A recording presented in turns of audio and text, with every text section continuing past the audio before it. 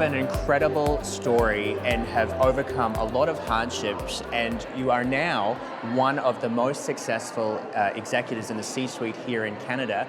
For those people that aren't familiar, can you tell us a little bit about your story? It's been amazing for me because my past has shaped me to be who I am today, because I went through so much of giving away at 15 years old in marriage, being a mother at 16 and a half, escaping Lebanon during the war, the civil war, having Stephanie, my daughter, in a bomb shelter, and escaping Lebanon when she was 9 months old in a trunk of a car.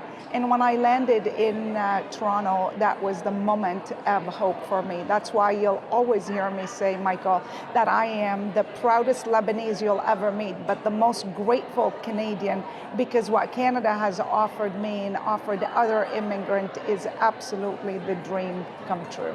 That's a lot just for one person, but that's not where it stops though, because you arrived in Canada when you were 17. You're leading one of the largest tech companies in Canada, and into a global organization. What are some of the lessons that you took from your journey and from that path that you now use in that position? So I have to tell you that once I read a quote says, you never know how strong you are until being strong is the only option you have. That's exactly what I live by every day.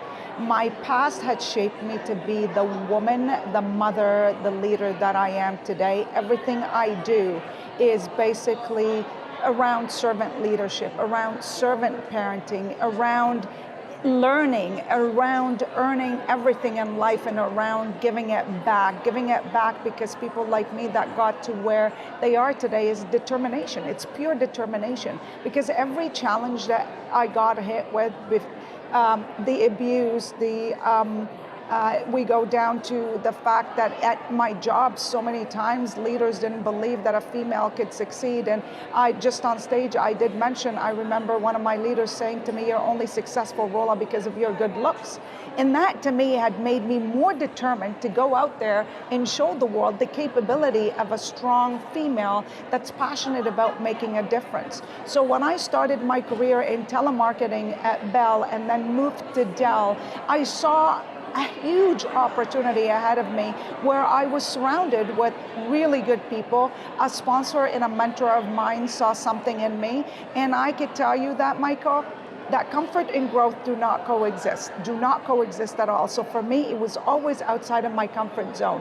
I get to a point where I'm too comfortable, it's time to move. And here I am today leading the most amazing organization in Canada, Cisco, where I do the same thing.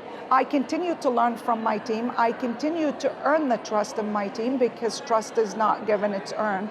And I develop people and I give back to the community, where today at Cisco we have over 35% women on the leadership team, and actually Cisco globally is over 55%, and that's huge for the technology industry. So what are some tangible actions Cisco has taken to reach these levels of female employment? It's easy to attract talent, but the hardest part is how do you actually retain them? When you lose people, Michael, you lose them because of their manager, because of the leadership.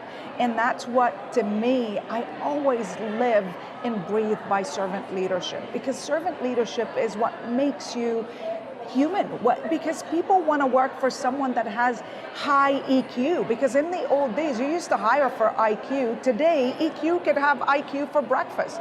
And the adaptability quotient part and the decency, because as a leader it is so important for you to empower your team. So for me, number one is empowering. I hire great people, I hire good people, I empower them, and I get out of their way and inspire them and get out there so they can go out there and make a huge impact. So to me, three things: empower, inspire, and impact.